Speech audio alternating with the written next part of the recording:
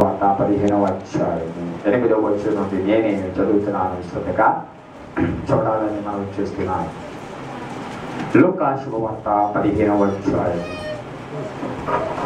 లూకా శుభవార్త 15వ అధ్యాయం 68వ పేజీ నెంబర్ 68. లూకా శుభవార్త 15వ అధ్యాయం 8వ వచనం. ఏ స్త్రీకైనను 10 వెండి నాణెములు ఉండగా వాటిలో ఒక నాణెము పోగొట్టుకుంటే ఆమె దీపము వెలిగించి ఇల్లు ఊడ్చి అది దొరుకు వరకు జాగ్రత్తగా వెతకదా? అది దొరికినప్పుడు తన చెలికత్తెలను పొరుగు వారిని పిలిచి నాతో కూడా సంతోషించుడి, నేను పోగొట్టుకున్న నా నాణ్యము దొరికినదని వారితో చెప్పిన కదా. అటువలే మారు మనసు పొంది ఒక పాపి విషయమై దేవుని దూతల ఎదుట సంతోషము కలిగినని మీతో చెప్పుచున్నాను అని. దేవునికి స్తోత్రం చెప్తాం గట్టిగా హల్లెలూయా. బైబిల్ చదవడం అయిపోయింది. నా మెసేజెస్లో ఎక్కువ రెఫరెన్స్లు ఏమీ ఉండవు. ఏ అంశం అయితే తీసుకున్నామో ఆ అంశంను లోతుగా ధ్యానించడం అనేది మనకి జరుగుతూ ఉంటుంది. కాబట్టి మీరు బైబిల్తో పర్లేదు, ఇంకా నా వైపు చూడాలని నేను మనవి చేస్తున్నాను. ఈ వారము దేవుడు ఈ చెప్పమన్న మాటలను ఈరోజు మీ ముందు నిలబడి చెప్పడానికి దేవుడిచ్చిన అవకాశాన్ని బట్టి నేను సంతోషిస్తున్నాను. యేసేపు గురించి చెబుతూ ఉన్నప్పుడే దేవుడు ఈ మాటలను దృష్టిలోకి తీసుకొచ్చాడు. ఇది ఇంకొకటి కూడా దేవుడు దృష్టిలోకి తీసుకొచ్చాడు. యేసేపు గురించి ధ్యానం చేస్తున్నప్పుడే ఐ థింక్ మొదటి 2 వారాలు 3 వారాల్లో ఈ వాక్యాన్ని దేవుడు తీసుకొచ్చాడు. దాన్ని ధ్యానించి యేసేపు అయిన తర్వాత చెప్తామని నేను దాన్ని ప్రక్కన పెట్టడం జరిగింది. గత వారంతో యేసేపు గురించి మరి అనేక విషయాలు నేర్చుకొని గత వారంలో ముగించడం జరిగింది. ఇంచుమించుగా 10 ఆదివారాలు యేసేపు గురించి మనం ధ్యానించడం జరిగింది. 10 ఆదివారాలు అనేక అంశాలను యేసేపు నుంచి మనం నేర్చుకున్నాం. విభిన్న కోణాల ద్వారా దేవుడు మరి నా వ్యక్తిగతంగా నేనైతే ఆ వాక్యము ద్వారా ఎంతో బలపరచబడ్డాను. మీరు కూడా అట్రీతిగానే బలపరచబడ్డారని నేను నమ్ముతున్నాను. వాక్యం మీద శ్రద్ధ పెట్టినప్పుడు ప్రభువా నువ్వు నాతో మాట్లాడాలి అని ఆశ కలిగి ఉన్నప్పుడు నిశ్చయముగా ఆయన మాటతో మాట్లాడతాడు విషయాన్ని నేను జ్ఞాపకం చేస్తున్నాను. అందరూ ఒకే ఉద్దేశంతో ఉండరు. కొంతమంది పాస్టర్ గారు ఏం చెప్తారా అని చూద్దామని వస్తారు. కొంతమంది వెళ్ళాలి తప్పదు అన్నట్టుగా కొంతమంది వస్తారు. కొంతమంది టైం అయ్యే వరకు ఓపికతో కూర్చుని ఆ టైం అయిన తర్వాత వెళ్ళిపోతుంటారు. చాలా వేళ్ల మీద లెక్కట్టు పెట్టవచ్చు ఆరాధనలో దేవుడి మాట కొరకు ఎదురు చూసేవారు. బాగా గమనించండి. చెప్ప ఎలాగైతే స్వాతి చినుకు కోసము ఎన్ని సంవత్సరాలైనా సరే నోరు తెరిచి ఉంటుందో అలా మనం ప్రభు కొరకు నోరు తెరిచి ఆశతో ఉన్నప్పుడు అది ఏ చినుకు పడినా నేనంటాను అది తప్పకుండా ఉపయోగమే. అది ముఖ్యముగానే మారుతుంది. దేవునికి స్తోత్రం చెప్తాం గట్టిగా హల్లెలూయా. కాబట్టి ప్రభు సన్నిధిలో వాక్యానికి ప్రాధాన్యత ఇవ్వాలి. వాక్యం మీద దృష్టి పెట్టాలి. ఎందుకంటే ఆత్మీయంగా మనం బ్రతికించేది, మనం నడిపించేది ఇదే అనే విషయాన్ని మనం జ్ఞాపకం చేసుకోవాలి. ఎంతవరకు ఆరాధన పాటలు అవి ఒక భాగం అయితే ఇది దేవుడే మనతో నేరుగా మాట్లాడే సమయము. ఒక ఎమ్మెల్యే గారు వచ్చి మాట్లాడారు కదా ఆ రోజుల్లో, మీకు తెలుసు. ఆయన మాట్లాడినప్పుడు ఎంత శ్రద్ధగా విన్నారు. 10 నిమిషాలు మాట్లాడినా. ఒక రాజకీయవేత్తకే మనమంత ప్రాధాన్యత ఇచ్చినప్పుడు రాజులకు రాజు, ప్రభువులకు ప్రభు, సర్వసృష్టికర్త దేవుడు ఆత్మస్వరూపే మన మధ్యన మాట్లాడుతుండగా మనం ఎంత ప్రాధాన్యత ఇవ్వాలి, మనం ఎంత విలువనివ్వాలి, ఎంత గౌరవించాలి. కాబట్టి వాక్యము చెప్తున్నప్పుడు అటు ఇటు తిరగడం కానీ, దయచేసి మాట్లాడేవారు కానీ, తక్కువ ఏదో అడగడం కానీ అలాంటివి చేయవద్దని నేను మనవి చేస్తూ ఉన్నాను. ఎందుకంటే నేను అంత సీరియస్గానే వాక్యాన్ని నేను బోధిస్తాను. ఎప్పుడు ఏదో అలవాటుగా బోధించాలని నేను ఎప్పుడు ఇక్కడ నిలబడలేదు. కాబట్టి దయచేసి అంత దేవుడు స్పష్టంగా నాతో మాట్లాడిన విషయాలు మీతో మాట్లాడుతున్నప్పుడు మీరు శ్రద్ధగా వినగలిగితే అది తప్పకుండా మీ జీవితంలో ఆశీర్వాదకరంగా ఉంటుందని నేను మనవి చేస్తున్నాను. ఈ యొక్క అంశాలను ఈ వాక్యాన్ని ధ్యానించినప్పుడు చాలా విషయాలు దేవుడు బయలుపరిచాడు. నేను నమ్ముతున్నాను ఈరోజు ఈ వాక్యము ముగిసేలోపు చాలా మంది ఆత్మీయ జీవితాలు పునఃప్రారంభం కాబోతున్నాయి. దానికి స్తోత్రం కలుగుతుంది. చాలా మంది ఆత్మీయ జీవితాలు పునఃప్రారంభం కాబోతున్నాయి. ఎందుకంటే దేవుడు అదే రీతిగా అదే కోణంలో నాతో మాట్లాడాడు. కాబట్టి దేవుడు అదే రీతిగా మీతో కూడా మాట్లాడబోతున్నాడు. చాలా మంది ఆత్మీయ జీవితాలు పునఃప్రారంభం కాబోతున్నాయి. దేవునికి స్తోత్రం కలుగును గాక. హల్లెలూయా. లోకము ఎంతో భయంకరంగా ఉంటూ ఉంది. పరిస్థితులు చూసినట్లయితే భయంకరంగా కనబడుతూ ఉన్నాయి. ఎక్కడి చూసినా శాంతి సమాధానం అనేది కనబడడం లేదు. ఎక్కడి చూసినా విచారకరమైన పరిస్థితులు తలెత్తుతూ ఉన్నాయి. డబ్బున్న విచారమే, పేదరికం ఉన్న విచారమే, ఆరోగ్యం ఉన్న విచారమే, బలహీనంగా ఉన్న విచారమే.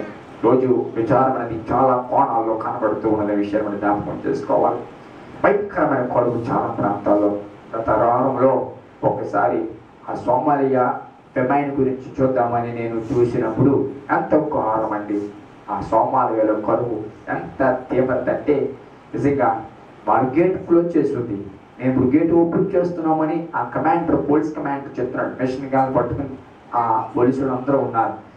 నేను మామూలుగా ఏదనుకున్నాను, జస్ట్ ఇలా గేట్ ఓపెన్ చేసేటప్పటికి వేల మంది అండి, వేల మంది ఆ గేట్లో నుంచి పరుగు పరుగు పరుగు పరుగు వస్తున్నారు. అందులో పిల్లలు, పెద్దవాళ్ళు అందరూ పరుగు పరుగు. ఆ పరుగు పరుగు వచ్చి ఎందుకు వస్తున్నారంటే ఆ టైం వాళ్ళకి ఫుడ్ పెట్టే టైం అంట, ఆ టైం వాళ్ళకి భోజనం పెట్టే టైం అంట.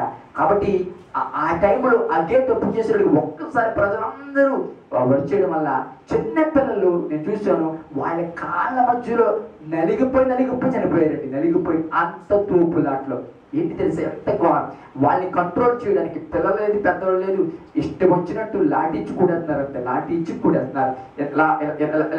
ఇలాగ పాత్ర పట్టుకుని ఉంటే ఎంత పెద్ద దాంతో ఇలా తీసి అంటున్నారంటే అలాగ వెళ్ళిపోతున్నారు. ఎంత ఘోరాతి ఘోరమైన నాకు కళ్ళంట నీళ్లు వెంటనే తిరిగాయి. ఎంతో వేదన అనిపించింది. మనమైతే ఆహారం తింటూ ఉంటూ కొన్నిసార్లు ఆహారం విలువ లేకుండా పాడేస్తూ, కొన్నిసార్లు దానికి ప్రాధాన్యత ఇవ్వకుండా, మనకు అన్ని అందుబాటులో ఉన్నాయి కాబట్టి దాని విలువ గుర్తిరకుండా మనం జీవిస్తున్నాం. కానీ అక్కడ నిజంగా ఎంత అన్నం పెడితే చాలని చూసిన పిల్లలు ఎంతోమంది నేను చూశాను. వాళ్ళు చూసినప్పుడు నిజంగా మన పిల్లలు ఎంతో ధన్యులు, మనం ఎంతో ధన్యులము అని మనం చెప్పక తప్పదు. ఎంత చిన్న పిల్లడు ఎంత పాత్ర పట్టుకుంటే ఆ ఏళ్ళ మీద ఎంత లాఠీ కరెస్ట్ అప్పని కొట్టాడంత ఆ ఏళ్ళ మీద వెంటనే ఆ పాత్ర కింద పడిపోయింది. అంత ఘోరంగా సోమాలియాలో కరువు, అంత భయంకరంగా. దక్షిణాఫ్రికాలో ఇప్పుడు వచ్చి కూడా చాలా ఆఫ్రికా సైడ్లో ఎక్కువగా కరువు సంభవిస్తుంది. ప్రస్తుతం చాలా మినిస్ట్రీస్ కానీ ఎక్కువ ఆఫ్రికా మీద ఎక్కువగా ఫోకస్ చేస్తున్నాయి. భయంకరమైన పాపం అక్కడే ఉంది, భయంకరమైన కరువు అక్కడే ఉంది. అంతేకాదు ఇంకొక విషయం పెట్టేసా, చాలా బలంగా వాడబడే దైవజనులు కూడా అక్కడే ఉన్నారు. నేనంటాను ఆఫ్రికాలో వాడబడే దైవజనులు ప్రపంచంలో ఎక్కడ లేరండి. ప్రపంచంలో మరి ఎక్కడ లేరు. ఆఫ్రికాలో వాడబడే దైవజనులు ప్రపంచంలో ఎక్కడ. టీబీ జోషువా తెలిసే ఉంటుంది, ఆఫ్రికా ఆయన స్పీకర్. ఆయన చాలా నల్లగా ఉంటాడు. ప్రపంచంలో ఈ రోజు వరకు కూడా ఈ సువార్తలన్నీ తిరగరాస్తున్నాడు ఆయన పరిచయం ద్వారా. మీకు తెలుసా, యేసు ప్రభు మరలా పుట్టాడా అన్నట్టుగా ఈ రోజు అద్భుతాలు జరుగుతున్నాయి. ఈ రోజు కూడా యేసు ప్రభు మరలా పుట్టాడా అన్నట్టుగా ప్రజలు అంతగా చనిపోయిన వాళ్ళు సైతము కూడా లేస్తున్నారు. మీరు కావాలంటే యూట్యూబ్లో టీబీ జాషువా అని పడితే మీకు అర్థమవుతుంది. అలాగే ఇంకొక ఆయన నల్లగా ఉన్నాడు, టీడీ జాక్స్ అని, ఆయన కూడా అక్కడే. ఆయన వండర్ఫుల్. ఈ రోజు వరకు అటువంటి స్పీకర్ ప్రపంచంలో లేడు. అంత వండర్ఫుల్గా, అంత లోతుగా మాట్లాడే వ్యక్తి ఈ రోజు వరకు కూడా. ఈవెన్ బిలిగ్రామ్ చాలా మంది ఉన్నారు సువార్థికులు, కానీ లోతుగా మాట్లాడే వారిలో నెంబర్ 1 ఎవరంటే టీడీ జాక్స్ అని చెప్పాలి. నేను చాలాసార్లు వింటూ ఉంటాను. కాబట్టి ఎంత పాపము అక్కడే ఉంది, ఎంత కరువు అక్కడే ఉంది. ఇక్కడ అంత బలమైన సేవకులు కూడా చెప్పండి అక్కడే ఉన్నారు అనే విషయాన్ని నేను జ్ఞాపకం చేస్తున్నాను. ఎంత దారుణం. ఒకసారి నేను వైజాగ్ వెళ్ళినప్పుడు ఆ ఆటో కోసం నేను సెంటర్లో నుంచున్నాను. చాలా మంది గుమ్ముకూడు ఉన్నారు. ఒక షాప్ దగ్గర చాలా మంది గుమ్ముకూడు ఉన్నారు.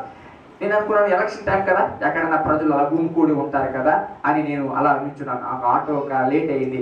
అలా చూస్తూ ఉంటే ఆ షాపు తెరవడం ప్రారంభించారు. ఏంట్రా అని షాప్ చూసినడికి ఆ షాప్ ఏంటంటే బ్రాందీ షాపు. ఎలా ఉన్నదంటే ఏదో బూత్ పెడతారు చూస్తారు, ఎలక్షన్ బూత్ లో ఎలా ఉంటారు జనం అలా ఉన్నారండి. ఆ షాపు తీయకుండానే ఈడే ఆ తాళా తీసేసేసి ఆడికి ఎంతో సహాయం చేస్తున్నారు. ఎత్తండి షట్టర్ ఎత్తుతున్నారు. ఇంకోటి అంటాడు కమా దేవాలయం ఓపెన్ అయింది అంటాడు. ఒకడు ఏమంటాడు దేవాలయం ఏంటంటే అది భార్య ఏమంటారు, బ్రాంతి గుండె ఏమంటారు, దేవాలయం ఓపెన్ అయింది. విజిల్ చేసేవాడు విజిల్ చేస్తున్నాడు, చప్పట్లు కొడతారు. వెళ్ళిపోతారు. ఏంటి ఉదయం 9 గంటలకే వెయిటింగ్. ఎక్కడ ఉదయం 9 గంటలకే? ఎంత దౌర్భాగ్య స్థితి అండి, ఎంత దారుణమైన స్థితి అండి. బాల్ కొట్టుకుంటూ ఎంతమంది ప్రజలు అలా వెయిట్ చేస్తున్నారా? ఎంత దారుణమైన స్థితి ఆలోచించండి. ఎందుకు ఇలా డైవర్ట్ చేస్తూ వేదనలకు గురి చేస్తూ చివరికి అల్టిమేట్గా సాతాను గురి ఏంటంటే నాశనం చేసి ఎలాగైనా నరకానికి తీసుకువెళ్ళాలి, ఎలాగైనా నాశనం చేయాలి. ఇదే ఉద్దేశం చేత సాతాను అనేక రకాల బలహీనతలు, మనలో ఉన్న బలహీనతలు ఆధారం త్రాగుడు బలహీనత చేత మనిషిని నాశనం చేస్తున్నాడు. సిగరెట్ బలహీనత అయితే దాని చేతనే మనిషిని నాశనం, వ్యభిచారం బలహీనత అయితే ఆ వ్యభిచారంతోనే మనిషిని నాశనం చేస్తున్నాడు. ఇంకా రకరకాల ఏ బలహీనత, డబ్బు బలహీనత అనుకోండి, ఆ డబ్బుని బట్టి ఈరోజు మనిషిని నాశనం చేస్తున్నాడు. విషయం జ్ఞాపకం చేసుకోవాలి. ఓకే, కొన్ని విషయాలు నేను చెప్పకూడదు కానీ ఒకే మాట చెప్తాను. ఎందుకంటే ప్రభు సన్నిధిలో చాలా ధైర్యంగా చాలా మనుషులు మారిపోతున్నారు. దేవుడు ప్రతి ఒక్కరికి ఒక తలాంతులు ఇస్తున్నాడు. ప్రతి ఒక్కరిని దేవుడు నిలబెడుతున్నాడు. ప్రతి ఒక్కరిని దేవుడు ఎందుకుంటున్నాడు. ఒరే, నీ కొరకు ఒక ప్రత్యేకమైన ప్రణాళిక నేను వేశాను, నీవు నాకు కావాలి అని దేవుడు చెప్తుంటే దేవుడు మాట లెక్క చేయకుండా ఇష్టానుసారంగా వెళ్ళిపోతున్నాడు. దేవుడు ఏదో ఒక తలాంతునిచ్చి, దేవుడు ప్రేమించి, దేవుడు ఒక ప్రత్యేకమైన స్థితినిచ్చి వాడుకోవాలి, లేకపోతే నిలబెట్టాలి, లేకపోతే నీ ద్వారా అనేక మంది రక్షించాలి, లేకపోతే నీ ద్వారా అనేక మంది పాడైపోతున్న వారిని ఆపాలని దేవుడు చూస్తుంటే నీవు మాత్రము నీకు ఇచ్చిన బాధ్యతలు గుర్తెరగకుండా, దేవుడు నీకు ఇచ్చిన స్థానాలు గుర్తెరగకుండా, దేవుడు నీకు ఇచ్చిన స్థితిని గుర్తెరగకుండా ఇష్టానుసారంగా నువ్వు తిరుగుతూ ఉన్నా, నా కుటుంబం నా పిల్లలు అనుకుంటూ తిరుగుతున్నావు. ఈ రోజు నీకు ఇచ్చినదే నువ్వు కాపాడుకోలేకపోతున్నావు. నీకు దేవుడు ఇచ్చిన బాధ్యతను ఎలా చేస్తావు? నీ కుటుంబాన్ని, లేకపోతే నీకు ఇచ్చిన దాన్ని నువ్వు విలువ గుర్తెరగట్లేదు. దేవుడు పిల్లలు అనుకుంటున్నావు, లేకపోతే దేవుడు కుమార్తె చెప్పుకుంటున్నావు, కానీ దేవుడు ఇచ్చిన ఆ గొప్ప విలువైన స్థితిని నువ్వు గమనించట్లేదు. కాబట్టి ఆ విలువను చాలాసార్లు కోల్పోతున్న విషయాన్ని నేను జ్ఞాపకం చేస్తున్నాను. యేసు ప్రభువు 33.5 సంవత్సరాల లోకంలో జీవించినప్పుడు బాగా గమనించండి, ఆయన పరిచర్య అని చెప్పాను 3.5 సంవత్సరాలు మాత్రమే. బాగా గమనించండి, ప్రపంచంలో బుద్ధుడు కానీ లేకపోతే మిగతా ఎవరైతే ఈ రోజు మన దేవుళ్ళని చెప్పుకుంటున్నామో వారు కానీ ఇవన్నీ చూసినట్లయితే ప్రపంచాన్ని ఇన్ఫ్లుయెన్స్ చేసిన వారందరూ కలిపి చేసిన సంవత్సరాలు తెలుసా? 256 సంవత్సరాలు అంతే. వారి బోధనలు ఎన్ని సంవత్సరాలు తెలుసా? 256 సంవత్సరాలు బోధనలు. ఈ మధ్య కాలంలో మనకి మహమ్మద్ ప్రవక్త కానివ్వండి, లేకపోతే బుద్ధుడు కానివ్వండి, వీళ్ళందరూ చూసినట్లయితే 256 సంవత్సరాలు అంతే వారి బోధించింది. కానీ ఎంతమంది ఎన్ని సంవత్సరాలు వారు బోధించిన, 20 సంవత్సరాలు బుద్ధుడు లేకపోతే మహమ్మద్ ప్రవక్త 35 సంవత్సరాలు, ఇలాగా ఒకవేళ సెపరేట్గా వారు బోధించినప్పటికీ అంతగా ప్రభావం చూపించలేకపోయినా కేవలం 3.5 సంవత్సరాల పరిచర్యలో ప్రపంచాన్ని తలకిందులు చేశాడు. నా యేసయ్య చెప్పబడదామండి, దేవునికి స్తోత్రం కలిగినామండి. కేవలం 3.5 సంవత్సరాల చెప్పండి పరిచర్యలనే దేవుడు ప్రపంచాన్ని తలకిందులు చేశాడు. అంత గొప్ప పరిచర్య దేవుడు చేశాడు. నాటి దినాల్లో ఎంతో బలమైన పరిచర్య ఆయన ద్వారా జరిగింది. ఎక్కడికి వెళ్ళి అనేక రకాల బోధనలు చేస్తూ ఉండేవాడు. ఏంటంటారు? Is a best preacher. ఆయన మంచి బోధకుడు అని ఆయన పేరు. ఎందుకు తెలుసా?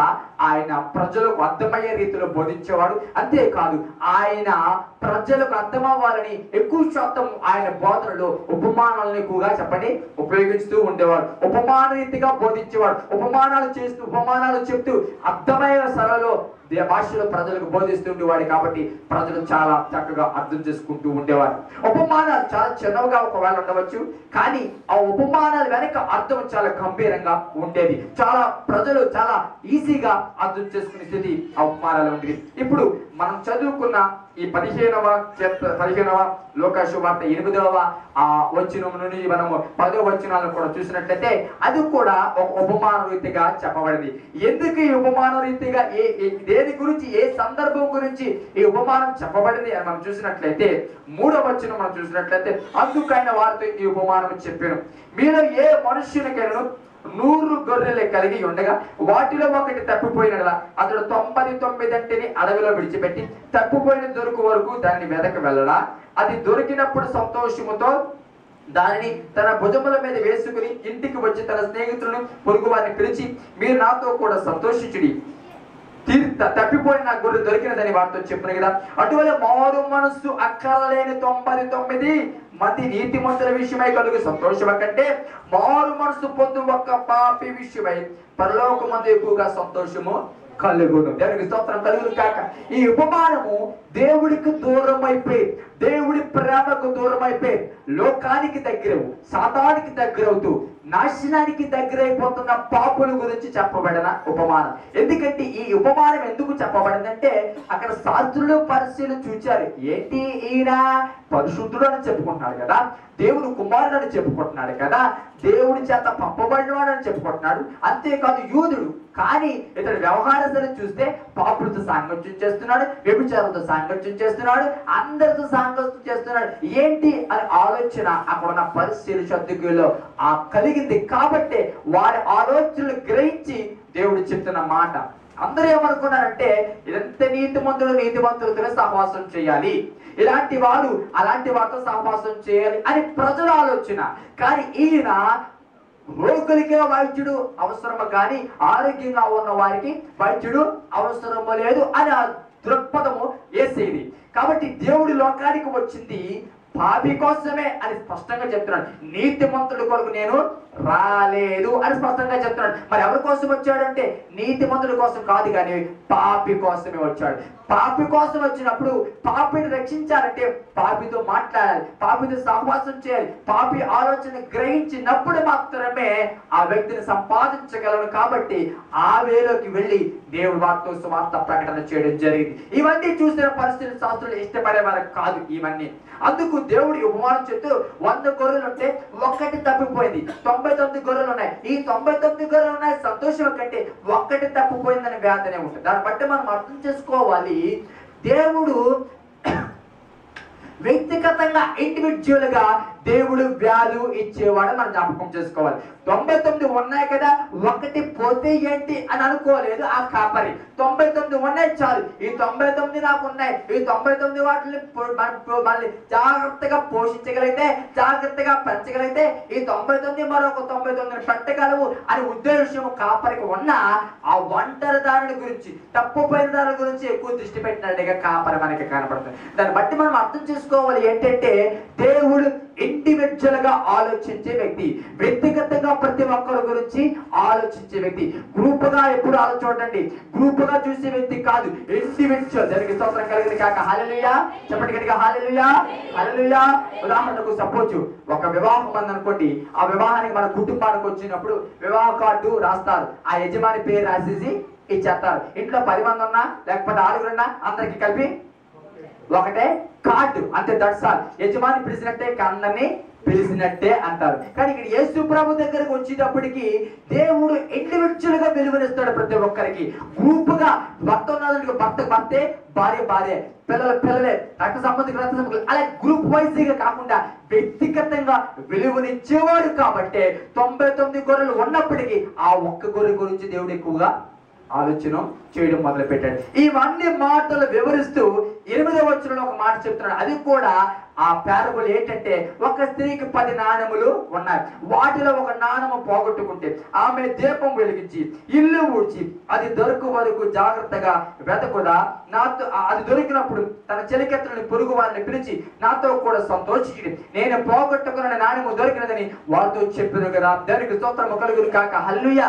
ఇక్కడ ఈ 10 వెండి నాణాలలో 9 నాణాలు ఆమె దగ్గర ఉన్నాయి, ఒక నాణ్యం మాత్రం పోయింది అని స్పష్టంగా కనబడుతుంది. బాగా గమనించండి, ఇది కంప్లీట్ గా ఎవరైతే మారు మనసు పొందకుండా, ఎవరైతే ఇంకా పాపములో, ఎవరైతే దేవుడి చిత్తానికి వ్యతిరేకంగా, ఎవరైతే దేవుడి ప్రణాళిక వ్యతిరేకంగా, ఎవరైతే దేవుడి ప్రేమకు వ్యతిరేకంగా, ఎవరైతే దేవుడి మార్గానికి వ్యతిరేకంగా, ఎవరైతే దేవుడిచ్చిన విలువలను పోగొట్టుకుంటూ చీకటిలోనే ఉంటున్నారో, దేవుడి చిత్తాన్ని ఎరగకుండా, దేవుడిచ్చిన స్థితిని ఎరగకుండా అజ్ఞానంగా జీవిస్తున్నారు, వారి గురించి చెప్పబడిన మాట. దానికి స్తోత్రము కలుగును కాక హల్లెలూయా. 10 వెండి నాణాలు ఉన్నాయి, మంచిదే, 10 వెండి నాణాలు ఉన్నాయి. కానీ అందులో ఒకటి పోయిందంట. 9 వెండి నాణాలు మాత్రమే ఆమె చేతిలో ఉన్నంట, ఒకటి మాత్రం పోయిందంట. దేవునికి స్తోత్రం కలుగును కాక హల్లెలూయా. బాగా గమనించండి ప్రియ సహోదరు 10 వెండి నాణాలు ఉండడం చాలా సంతోషము, చాలా ఆనందము. కానీ అందులో ఒకటి తప్పిపోయింది. సర్వసాధారణంగా ఒకటి ఒకటి తప్పిపోయినప్పుడు 9 వెండి నాణాలు నాకున్నాయి, ఇవి 9 వెండి నాణాలు చాలు, ఇవి చాలా విలువైనవి కదా, ఇవి 9 ఉన్నాయి, ఆ ఒక్కటి కోసం నేను ఎందుకు కష్టపడడం, ఆ ఒక్కటి వెతకోవడం కోసం నేను ఎందుకు ట్రబుల్ పే చేయడం అని అనుకుంటారు సర్వసాధారణంగా. కానీ ఈ స్త్రీ ఇక్కడ 9 నాణాలు ఉన్నా ఆ ఒంటరిగా లేకపోతే ఒకటే దూరం అయిపోయిన వెండి నాణం కోసం బ్రతకడం ప్రారంభించిందని ఇక్కడ వాక్యం స్పష్టంగా కనబడుతుంది. ప్రియ సహోదరి సహోదరులారా, ఈ రోజు ఈ ఉదయకాలము మనము బాగా అర్థం చేసుకోవాల్సిన విషయం ఏమిటంటే 10 వెండి నాణాలు ఉన్నాయి, అందులో ఒకటి తప్పిపోయిందంటే, ఒకటి పోగిందంటే, ఒకటి పోగొట్టుకుందంటే అసలు అది పోగొట్టుకోవడం వెనక కారణం ఏమిటో మొట్టమొదటిగా మనం చూడాలి. సర్వసాధారణంగా ఒక వస్తువు పోయిందంటే చాలా కారణాలు ఉంటాయి. నిర్లక్ష్యం, కొన్నిసార్లు మన చేతికి ఇచ్చిన వస్తువు విషయంలో నిర్లక్ష్యం, పాలన ఏదైనా ఉంచండి అని చెప్పినప్పుడు దాని చోటు విషయంలో నిర్లక్ష్యం చేస్తే పోతుంది. నిర్లక్ష్యంగా డీల్ చేసిన, నిర్లక్ష్యంగా ఇప్పుడు గాజు ఉన్నదనుకోండి, గాజుని ఒకలాగే మొయ్యాలి, ఒకలాగే చూడాలి, చెక్కని ఒకలాగా చూడాలి, అంతేగాని చెక్కలాగా గాజుని, గాజులాగా చెక్కని చూడడానికి వీలు. గాజు అంటే చాలా అబ్బరంగా చాలా జాగ్రత్తగా హ్యాండిల్ చేయాలి, పట్టుకోవాలి, హోల్డ్ చేయాలి. చెక్క కొంచెం అటు ఇటులో పట్టుకున్నా పర్వాలేదు, ఎందుకంటే ఇది పడిపోతే చెప్పండి పగిలిపోయి ఇక్కడ రాదు, ఇది పడిపోయిన దీనికి ఇది దానివల్ల నష్టము ఏమి కాదు. కాబట్టి మొదటిది నిర్లక్ష్యం వల్ల చెప్పండి పోగొట్టుకోవడానికి ఒకటది. ఇక రెండవది సర్వసాధారణంగా మన ఇంట్లో జరిగేది ఏంటంటే అది మనకు తెలుసు కానీ ఎక్కడో పెట్టేసి చాలాసార్లు పోగొట్టుకుంటుంటాం, మర్చిపోతాం. దానికి స్తోత్రం కలిగిన కాక ఎక్కడో పెట్టేస్తాం కానీ మర్చిపోతాం, ఎక్కడ పెట్టామో మర్చిపోతాం, ఎలా పోయిందో ఇక్కడే పెట్టాము ఇక్కడే పెట్టాము అనుకుంటాం కానీ అది సర్వసాధారణంగా ఎక్కడ పెట్టాము అని మెచ్చిపోయి ఎక్కడ ఏ సమయంలో ఎలా పెట్టాము, ఎలా పోగొట్టుకున్నాము, ఏ దృష్టితో పెట్టామని మర్చిపోతాం. కాబట్టి చాలాసార్లు పోగొట్టుకుంటాం. ఇంకా మూడవది ఎవరైనా దొబ్బేస్తే, దానికి స్తోత్రం కలిగిన కాక చెప్పండి, ఎవరైనా దొంగిలించేస్తే చెప్పండి అది మన దగ్గర నుంచి పోగొట్టుకోండి. ఈ మూడు సర్వసాధారణంగా మనకు కనబడతాం. మొదటి చెప్పండి నిర్లక్ష్యం, రెండవది ఎక్కడో పెట్టేసి మర్చిపోవడం, మూడవది దొంగ వచ్చి దోచుకోవడం. దానికి స్తోత్రం కలుగును కాక హల్లెలూయా. ఇప్పుడు ఈ మూడు సర్వసాధారణంగా పోగొట్టుకోవడం అది మనకి సర్వసాధారణంగా మన దైనందిన జీవితంలో కనబడతాయి. ఇక్కడ 10 వెండి నాణాలు ఉన్నాయి, అందులో ఒకటి పోయింది అని స్పష్టంగా వాక్యం చెప్తుంది. ఈ ఒకటి పోవడానికి గల కారణము ఒకవేళ ఇందులో వ్రాయబడలేదు కానీ ఒకవేళ ఆ స్త్రీ ప్రదేశంలో నీవే అని అనుకో, ఒక్కసారి ఆ స్త్రీ స్థానంలో నేనే ఉన్నాను అనుకో, దేవుడు ఆ 10 వెండి నాణాలు చేతిలో పెట్టాడు. ఇప్పుడు దేవుడు అడిగాడు ఏది నీ 10 వెండి నాణాలు అంటే, ప్రభువా అది చూపిస్తున్నావు కానీ యేసు ప్రభు లెక్కెట్టేటప్పటికి 10 వాను ఇప్పుడు ఎన్నో ఉన్నాయంటే 9 ఉన్నాయి. మరి ఆ పోయిన మాట ఏంటి, ఆ పోయిన నాణ్యం సంగతి ఏంటంటే తెల్ల మొక్కం వేస్తున్నాం. దానికి స్తోత్రం కలిగిన కాక ప్రియ సహోదరి సహోదర, ఈ వెండి నాణాలు దేనికి సూచనగా ఉన్నాయి అంటే సర్వసాధారణంగా మనకిచ్చిన తలాంతులకి కానీ లేకపోతే మనకిచ్చిన ఆత్మీయ వరాలకి కానీ, దేవుడు మనకిచ్చిన ఆత్మీయ అర్హతలు కానీ, దేవుడు మనకిచ్చిన ఆత్మీయ అభివృద్ధికి కానీ, అది ప్రార్థనే కావచ్చు, ప్రవచనమే కావచ్చు, దెయ్యాలు వెలగొట్టే వరమే కావచ్చు, భాషలకు అర్థం చెప్పే వరమే కావచ్చు, ఎదుటి వాళ్ళ గురించి ప్రార్థన చేసే ఒక గొప్ప ప్రార్థన శక్తే కావచ్చు, లేకపోతే వాక్యాన్ని బాగా బోధించే శక్తే కావచ్చు, కన్నీటి ప్రార్థనే కావచ్చు, దేవుడితో సహవాసం చేసే స్థితే కావచ్చు, వాట్ ఎవర్ ఇట్ మేబీ దేవుడు మనకి ఇచ్చిన విషయాన్ని మనం జ్ఞాపకం చేసుకోవాలి. కానీ ఈ రోజు నేను చెప్తున్నాను, చాలా మందికి దేవుడు ఆ తలాంతులు ఇస్తున్నాడు కానీ, చాలా మందికి దేవుడు ఆ వెండి నాణాలు ఇస్తున్నాడు కానీ దేవుడు లెక్క అడిగేటప్పటికి, దేవుడి చేతులు ఏ ముందని చూచేటప్పటికి ఏదో ఒకటి కనబడుతుంది లేమి, ఏదో ఒకటి పోగొట్టుకుని ఈ రోజు మనుషుడికి కనబడుతున్నాడు. ఈ రోజు నేనంటాను, ఈ వాక్యం చెప్తున్నప్పుడు ఆ స్త్రీ అని నేను చెప్తున్నప్పుడు నేనే అని ప్రశ్నించుకుంటే ఈ వాక్యం స్పష్టంగా మీకు అర్థమవుతుంది. ఒకవేళ ఆ స్త్రీ స్థానంలో నీవే ఉన్నాం, ఆ స్త్రీ స్థానంలో నేనే ఉన్నాను. ఈ రోజు ఉదయకాలం ముందు మనం ఏం పోగొట్టుకున్నామని మనం ఒక్కసారి ఆలోచన చేయాలి. దేవుడి స్థితిలో ఉన్న నీవు, దేవుడిచ్చిన తలాంతులు నీవు, దేవుడిచ్చిన అర్హతలు నీవు ఏం పోగొట్టుకున్నావు, అన్ని నిజంగా ఉన్నాయా? దేవుడిని ప్రేమించి ఏదో ఒక గిఫ్ట్ ఇచ్చాడు, ఆ గిఫ్ట్ నిజంగా హ్యాండిల్ చేయగలిగిన రీతిలో హ్యాండిల్ చేయలేదు కాబట్టి, దాన్ని ప్రాక్టీస్ చేయవలసిన రీతిలో ప్రాక్టీస్ చేయలేదు కాబట్టి ఈ రోజు దాన్ని పోగొట్టుకున్నావు. దేవునికి స్తోత్రం చెప్తాం. హల్లెలూయా, హల్లెలూయా, హల్లెలూయా, హల్లెలూయా, హల్లెలూయా, హల్లెలూయా. దేవుడు ఏదో మనం ఏదైనా ఒక వస్తువు కొన్నామనుకోండి, దాన్ని ఉపయోగించకుండా అయ్యి బాబు కొత్త వస్తువు అని అభ్రంగా చూసిన కొన్ని రోజులకి అలాగే ఉండదు, అది పాడైపోతుంది. ఈరోజు దేవుడు చాలా మందికి తలాంతులు ఇచ్చాడు, కానీ దాన్ని హ్యాండిల్ చేయవలసిన విధానాలు హ్యాండిల్ చేయక దాన్ని వినియోగించవలసిన రీతిలో వినియోగించకుండా ఏ సందర్భంలో దేవుడు ఏ ప్రణాళిక చేత ఏ ఉద్దేశం చేత దాని వెనక ఆలోచన చేత ఇచ్చాడు అది గుర్తెరగకుండా ఈరోజు దాన్ని ప్రక్కన పెట్టేస్తారు కాబట్టి, లేకపోతే నిర్లక్ష్యంగా చేస్తున్నారు కాబట్టి ఈరోజు చాలా మంది దగ్గర నుంచి ఆ తలాంతు పోయింది. దానికి స్తోత్రం చెప్తామండి గట్టిగా హల్లెలూయా. హల్లెలూయా. నిర్లక్ష్యం చేయడం బట్టి తలాంతు పోయింది. కొంతమందిలో నిర్లక్ష్యం చేశారు, దేవుడిచ్చిన దాన్ని విలువను గుర్తెరగలేదు, దేవుడిచ్చిన దాన్ని శ్రద్ధ వహించలేదు, దాని యొక్క అర్హతను గమనించలేదు. కాబట్టి ఈరోజు చాలా మంది ఉదాహరణకు మన ఆత్మీయ జీవితాన్ని పరిశీలించుకోండి. బాగా కన్నీరు ప్రార్థన చేసేదాము, ఇప్పుడు కన్నీరే రావట్లేదు, కళ్ళు అసలు కనీసం చెమ్మగలటం లేదు. నేను అంటాను కన్నీటి ప్రార్థన అనేది ఒక జ్ఞానం, ఒక తలాంతు దేవుడు. కానీ ఈ రోజు అది నీలో లేదు అంటుంటే నేను అంటాను అది ఎక్కడో నువ్వు జార విడుచుకున్నావు. దానికి స్తోత్రం కలుగును కాక హల్లెలూయా. అది ఎక్కడో నువ్వు చెప్పండి జార విడుచుకున్నావు. ఒకప్పుడు ప్రార్థన చేస్తే భాషలతో మాట్లాడేదాన్ని, ఇప్పుడు భాషలే మాటలు రావట్లేదు, ఇంకో భాష వస్తుంది ఈ భాష బదులు, అసలు భాషలే రావట్లేదు, ప్రార్థనే రావట్లేదు. అంటే నేను అంటాను నీ నాన్నమును ఎక్కడో చెప్పండి పోగొట్టుకున్నావు. దానికి స్తోత్రం కలుగును కాక హల్లెలూయా. నీ నాన్నమును ఎక్కడ నువ్వు పోగొట్టుకున్నావు. ఒకప్పుడు నువ్వు ప్రార్థన చేస్తే కార్యాలు జరిగేవి, ప్రార్థన చేస్తే నీ ప్రార్థనకు వెంటనే జవాబు వచ్చింది. కానీ ఇప్పుడు ప్రార్థనకు జవాబు రావట్లేదంటే, కార్యాలు జరగట్లేదంటే నేను అంటాను నీ యొక్క తలాంతుని ఎక్కడో చెప్పండి చెప్పండి తలాంతుని ఎక్కడో పోగొట్టుకున్నావు. దేవునికి స్తోత్రం కలుగును కాక హల్లెలూయా. గట్టిగా చెప్తాం హల్లెలూయా. ఇప్పుడు దేవుడు తలాంతులు ఇస్తున్నాడు, కానీ చాలా మంది నిర్లక్ష్యము, చాలా మంది నిర్లక్ష్యము. దేవుడు ప్రేమించిస్తే దాన్ని నిర్లక్ష్యంగా చూస్తున్నారు, కానీ దాన్ని శ్రద్ధ చూపించట్లేదు, శ్రద్ధ వహించట్లేదు, నిర్లక్ష్యం చేస్తున్నారు. ఈరోజు నిర్లక్ష్యం వల్ల ఈరోజు పోగొట్టుకుంటున్నారు చాలా మంది. నిర్లక్ష్యం వల్ల చెప్పండి, దీనివల్ల చెప్పండి నిర్లక్ష్యం. మద్యపానము ఆరోగ్యానికి హానికరము అని తెలుసు, తెలీదా? తెలుసు. ధూమపానము ఆరోగ్యానికి హానికరం అని తెలుసా? చెప్పండి తెలుసా లేదా? తెలుసు, కానీ త్రాగుతున్నాడు, కానీ సిగరెట్ కాలుస్తున్నాడు. కారణం ఏంటి? నిర్లక్ష్యం. చెప్పండి నిర్లక్ష్యం.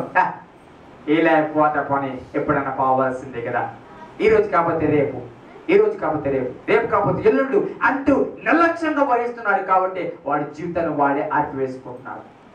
ఈ రోజు నేను చెప్తున్నాడు నిర్లక్ష్యంతో పోగొట్టుకున్నాడు కొంతమంది. కొంతమంది అయితే చెప్పండి అజాగ్రత్త. చెప్పండి అజాగ్రత్త. దేవునికి స్తోత్రం కలిగిన కాక శ్రద్ధ వహించకపోవడం, శ్రద్ధ వహించకపోవడం, అజాగ్రత్తగా దాన్ని హ్యాండిల్ చేయడం రాక కొన్నిసార్లు హ్యాండిల్ చేస్తే ఏమనుకుంటారో, చెబితే ఏమనుకుంటారో, చేస్తే ఏమనుకుంటారో అని కొంతమంది. ఉదాహరణకు చెప్తున్నాను, దర్శన వరం ఇచ్చాడు. సపోజ్ ఒక దర్శనం వచ్చింది ఒకరి గురించి, చెబితే ఏమనుకుంటారో అని చెప్పడం మానేస్తున్నాం. అలా చెప్పడం మానేసి కొలిది దేవుడు ఏం చేస్తాడు తెలుసా? నీకు ఇచ్చిన ప్రయోజనం లేదని ఆ వరం మరొకరికి ఇస్తాడు. దానికి స్తోత్రం కలిగింది కాక హల్లెలూయా. ఇప్పుడు ఆమె ఎలా పోగొట్టుకుంది చెప్పండి? అశ్రద్ధ, ఎలా హ్యాండిల్ చేయాలో దాన్ని తెలియక. దానికి స్తోత్రం కలిగింది కాక అందరు చెప్తామంటే హల్లెలూయా. నిర్లక్ష్యంతో పోగొట్టుకునేవారు కొంతమంది, అయితే అశ్రద్ధతో పోగొట్టుకునేవారు. ఇంకా మూడవ రకం ఎవరంటే వీళ్ళకి ఎప్పుడో తెలియదు, ఎప్పుడు దొంగడు వచ్చాడు, ఎప్పుడు పట్టుకోవడం కూడా తెలియదు. దానికి స్తోత్రం. ఇది పోగొట్టుకోవడం, ఇది దొంగిలించబడడం. ఈ రోజు నేను చెప్తాను చాలా ఆత్మీయస్థితులు అలాగే ఉన్నాయి. ఎప్పుడు దొంగిలించాలో కూడా సాతాను తెలియదు, ఎందుకంటే నీకు తెలియకుండానే దొంగిలిస్తున్నాడు. కాబట్టి నువ్వు ప్రార్థన చేస్తున్నావు అనుకుంటున్నావు, బాగానే ఉన్నావు అనుకుంటున్నావు, బాగానే ప్రార్థన చేస్తూనే ఉన్నాను, దేవుడితో గడుపుతూనే ఉంటున్నాను తప్ప నువ్వు ఎప్పుడో ఆ వారాన్ని పోగొట్టుకున్నావు. ఎప్పుడో సాతాను వచ్చి దాన్ని దొంగిలించేశాడు. కారణం ఏంటో తెలుసా? ఆత్మీయ మెలకువ నీలో చెప్పండి లేకపోవడం బట్టి. నెక్స్ట్ హాలు చెప్తాం గడిగా హల్లెలూయా. ఆయన దొంగ వలె వస్తాడని వాక్యం వచ్చి చెప్తుంది. దొంగ వలె ఎందుకు వస్తాడని వాక్యం చెప్తుందంటే, దొంగ ఎప్పుడు వస్తాడంటే మన మెలకువ లేనప్పుడే వస్తాడు. మెలకువ లేకపోతే ఎప్పుడు వస్తాడో, ఎప్పుడు దోచుకుంటాడో, ఎప్పుడు వెళ్ళిపోతాడో తెలియదు. కాబట్టి యేసు ప్రభువు రాకూడదు కూడా అలాగే ఉంటది. ఆయన బాగా మనిషాడు. ఏ దొంగలతో ఎందుకు పోల్చాడంటే రావడం తెలియదు, కానీ పోవడం మాత్రం చెప్పండి. దొంగ రావడం తెలియదు కానీ పోవడం మాత్రం తెలుస్తుంది లేదా? చెప్పండి నాన్న గారు ఎలా తెలుస్తుంది? పొద్దుడికి నిలువు దోపిడీ అవుతుంది కాబట్టి, పోతానికి ఏం ఒంట్లో ఉండవు కాబట్టి నీకు స్పష్టంగా ఏమర్థం అవుతుంది అంటే రాత్రి దొంగడు. కానీ రావడం మాత్రం తెలుస్తుందా? రావడం తెలీదు, పోయిన తర్వాత మాత్రం అందుకే దొంగడితో పోల్చాడు. దేవుడికి స్తోత్రం కలిగింది. ఆయన రావడం తెలీదు, పోవడం మాత్రం ప్రపంచానికే తెలుస్తుంది. దానికి స్తోత్రం కలిగింది కాక హల్లెలూయా. కాబట్టి ఈ రోజు నేను అంటాను, చాలాసార్లు తెలియకుండానే ఈ రోజు కృపావరాలు పోగొట్టుకుంటున్నారు. తెలియకుండా ప్రార్థనకు దూరం అవుతున్నాం, ప్రార్థనలు తగ్గిపోయావు, కన్నీటిలో తగ్గిపోయావు, దేవుడు సహవాసం చేయడం తగ్గిపోయావు, ఉపవాసాలు ఉండడం తగ్గిపోయావు. కాబట్టి నువ్వు ఎలాగ ఆత్మీయ జీవితంలో కొనసాగుతున్నావు అనుకుంటున్నావు, కానీ ఎప్పుడూ సాతాను దాన్ని దొంగిలించాడు విషయాన్ని జ్ఞాపకం చేసుకోవాలి. సాతాను ఎప్పుడో దొంగిలించేశాడు, అది నీ దగ్గర లేదు, ఎప్పుడో దొంగిలించబడింది. ఇంకా ఈ అపోహ నీలో ఉంది అనుకుంటున్నావు. దేవునికి స్తోత్రం కలిగింది కాక. కాబట్టి మొదటిది నిర్లక్ష్యంతో చెప్పండి పోగొట్టుకుంటున్నాం. మూడవది అజాగ్రత్తతో చెప్పండి పోగొట్టుకుంటున్నాం. మూడవది సాతానికి దొంగకి అవకాశం ఇచ్చి మనం పోగొట్టుకుంటున్నాం. దానికి స్తోత్రం కలిగింది కాక. మూడు చెత్త మీరుగా హల్లెలూయా హల్లెలూయా. కాబట్టి దొంగ వచ్చి దొంగిలించకూడదు అంటే నేను అంటాను, ఈ రోజు మనకిచ్చిన కృపావరాలను మనం కాపాడుకోవాలంటే, మనకిచ్చిన స్థితిని మనం కాపాడుకోవాలంటే మనలో ఆత్మీయ మెలకువ చదవడం, దేవుడితో సహవాసం చేస్తే నేనంటాను ఆ వరము నీలో ఆపరేటింగ్ అవుతుంది ఎప్పటికప్పుడు. దానికి స్తోత్రం కలిగిన కాక హల్లెలూయా. ఎప్పటికప్పుడు ఏమవుతుంది చెప్పండి, ఆపరేటింగ్ చెప్పండి అవుతుంది. సపోజ్ కన్నీటి ప్రార్థన దేవుడు ఇచ్చాడు అనుకోండి, నువ్వేం చేయాలి తెలుసా, రోజు కన్నీటితో ప్రార్థన చేయడానికి ఎక్కువ ప్రయత్నించాలి. సపోజ్ దాన్ని పక్కన పెట్టేసారు అనుకోండి, కొంతసేపు అన్నా సరే ఒక్క చుక్క రాదు. కారణం ఏంటంటే దాన్ని ఎప్పుడో విడిచిపెట్టేస్తావు, ఏదో నామక ఏడుతుంటే పక్క అంటున్నా తప్ప దొంగ ఏడుపు అంటాను. కారణం ఏంటి తెలుసా, అలా ఏడుస్తున్న పైకి తప్ప ఆ నిజమైన ఏడుపు అనే గుణము, ఆ నిజమైన ఏడుపు కన్నీరు అనేది ఆ వరము ఎప్పుడో చెప్పండి కోల్పోయావు. కారణం చెప్పండి, కారణం ఏంటి, నువ్వు ప్రార్థన చేయకపోవడం బట్టి. దాన్ని ఆపరేటింగ్ సరిగ్గా రోజు బండి వారం రోజులు ఇంటి దగ్గర వదిలేసాం, 6వ రోజు వారం రోజుల తర్వాత 7వ రోజు అయిపోయిన తర్వాత 8వ రోజు వచ్చి కిక్కు కొట్టాం, వెంటనే స్టార్ట్ అయిపోద్దా? ఎందుకు అవ్వదు? వారం రోజులు దాన్ని వాడలేదు కాబట్టి అలా ఉంటది. కాసేపు కష్టపడితే గానీ అది స్టార్ట్ అవ్వదు. దానికి స్తోత్రం కలుగును కాక. ఈ రోజు నేను అదే చెప్తున్నాను ప్రభు చంద్ర, ఈ రోజు దేవుడు ఇచ్చిన వరాన్ని నువ్వు ఆపరేట్ చేయకపోతే అది కొన్ని రోజులకి ఏమవుతుందో తెలుసు, నీకు దూరం అయిపోతాడు. భాషలు మాట్లాడితే అది రోజు భాషలు మాట్లాడుతూ ప్రార్థన చేయాలి, అంతేగాని భాషలు మాట్లాడకుండా దేవుడు ఆత్మతో పొందకుండా నువ్వు ప్రార్థన చేస్తే కొన్ని రోజులకి భాషలే కొత్తగా ఉంటాయి. ఒకప్పుడు భాషలు అంటే చాలా ఈజీగా మాట్లాడతారు, ఇప్పుడు ఆ భాషలు ఏదో కొత్తగా అంటారు. దానికి స్తోత్రం కలుగును కాక. కారణం ఏంటంటే ఆ వరాన్ని ఆ సాతాను దొంగిలించాడు కాబట్టి ఈ 3 కారణాలు మొదటి కాబట్టి ఇక్కడ ఈ స్త్రీ మొత్తం మీద ఏ కారణం చేత మొత్తం మీద పోగొట్టుకుంది. బాగా వినాలి, శ్రద్ధగా వినాలి. ఏ కారణము చేత కానివ్వండి, 10 నాణ్యాల్లో 1 నాణ్యము పోగొట్టుకుంది. కానీ ఈ స్త్రీలో మనం నేర్చుకోవలసింది, గ్రహించవలసింది, అబ్జర్వ్ చేయవలసింది ఏంటి అంటే, పోగొట్టుకున్నది పోనీలే అనే వ్యక్తి కాదు ఈ స్త్రీ. దేనికి స్తోత్రం కలిగింది కాక హల్లెలూయా. ఈ స్త్రీలో ఉన్న గుణం ఏంటి తెలుసా, పోతే పోనీలే అనే వ్యక్తి కాదు. పోనీలే, పోయిన దానికి మనం ఏం చేస్తాం, మన దానికి ఎలాగ కష్టం, 9 ఉన్నాయి చాలు, ఒక్కటి పోతే కరం ఏంటి, 9 ఉన్నాయి కదా అనుకునే స్త్రీ కాదు ఈ స్త్రీ. ఏంటి 9 ఉన్నా సరే ఆ పోగొట్టుకున్న దాన్ని ఎలాగైనా సంపాదించాలన్న ఆతృత ఈ స్త్రీలో ఉంది. నేనంటాను, పోగొట్టుకోవడం సహజమే, ఏదో రీతిగా పోగొట్టుకుంటాం, కానీ అది సంపాదించుకోవాలన్న ఆతృత కొంతలోనే ఉంటుంది. కొంతమందిలో పోనీలే అన్నట్టుగానే ఉంటారు. దానికి స్తోత్రం కలుగును కాక. చదువుగడిగా హల్లెలూయా హల్లెలూయా. అది తిరిగి సంపాదించుకోవాలని ఆతృత చెప్పండి ఉంటారు. సపోజ్ 1000 రూపాయలు ఉందనుకోండి, 100 రూపాయలు ఉంటే 10 ఉన్నాయి అనుకోండి, ఒక 100 రూపాయలు పడిపోయింది అనుకోండి, 900 ఉన్నాయి అనుకోండి, వెళ్తామా? 100 రూపాయలు ఎటు పోయే మొత్తం డాక్టర్ తిరిగేసి వీళ్ళంతా తిరిగేసేస్తాం. అదే సపోజ్ రూపాయలు ఉన్నాయి, 10 రూపాయలు ఉన్నాయి, రూపాయి చెప్పిన అందులో 1 రూపాయి పడిపోయింది, ఏం చేస్తాం?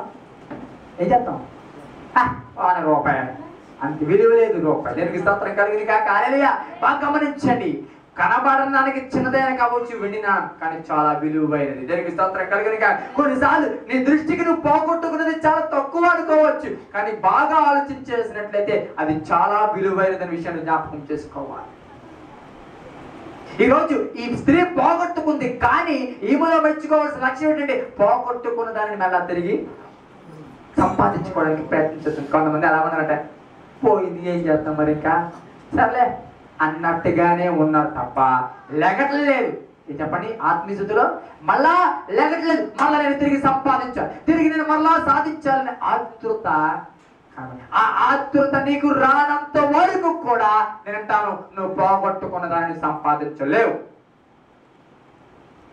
పోగొట్టుకున్నది తిరిగి సంపాదించాలనే ఆతృత నీలో ఉండనంత వరకు కూడా చెప్పండి, నువ్వు దాన్ని తిరిగి చెప్పండి సంపాదించలేవు. దేవునికి స్తోత్రం కలుగును కాక. హల్లెలూయా. ఇక్కడ ఈ స్త్రీ మాత్రము పోగొట్టుకుని సంపాదించాలని ఆశపడింది. ఓకే, ఇప్పుడు పోగొట్టుకుని సంపాదించాలని బాగా గమనించండి. వాస్తవంగా నా వైపు చూడాలి. 10 నాణ్యాలు చేతిలో ఉన్నాయి, ఒకటి పడిపోయింది. ఎందులో ఉన్నప్పుడు ఎన్ని ఉన్నాయి? ఇందులో ఏది 10 నాణ్యం చెప్తావు? 10 నాణ్యాలు ఉన్నాయి చేతిలో, ఒకటి పడిపోయింది. ఇందులో ఎన్ని ఉన్నాయి? 9 ఉన్నాయి. ఇందులో ఏది 10 అని చెప్పగలరు? పడిపోయింది ఒకటే 10 అని చెప్పగలం. అయితే 9. సపోజ్ ఆ 10 నాణ్యం తీసి పెట్టావు, ఇప్పుడు ఇంకోటి పడిపోయింది, అప్పుడు ఏదో అవుతుంది? ఇంతకు ముందు ఒకటి అయింది 10, ఇప్పుడు ఇంకోటి అయింది 10. దాన్ని బట్టి అర్థం చేసుకోవాలంటే ఇండివిజువల్ గా దేవుడు ప్రతి దానికి విలువను ఇచ్చాడు. దానికి స్తోత్రం కలుగును కాక. హల్లెలూయా. వ్యక్తిగతంగా ప్రతి దానికి దేవుడు ఒక విలువను చెప్పండి ఇచ్చాడు అనే విషయాన్ని జ్ఞాపకం చేసుకోవాలి. ఓకే, ఇప్పుడు ఒక నాణ్యం జారిపోయింది, 19 నాణ్యాలు మాత్రం చేతిలో ఉన్నాయి. ఈ జారిపోయిన నాణ్యము వెళ్ళిన వెంటనే అది ఎక్కడికి వెళ్ళేదో తెలియదు. సర్వసాధారణంగా పడిపోయిన తర్వాత మనకు కనబడుతుందా? సర్వసాధారణంగా పడిపోయిన వెంటనే దానికి మనకి మధ్య దాపరకం, లేకపోతే దానికి మనకి మధ్య ఒక రకమైన అడ్డులాంటిది, లేకపోతే అది హైడ్ అవుతుంది. అంటే అది దాన్ని ఏమంటుంది తెలుగులో?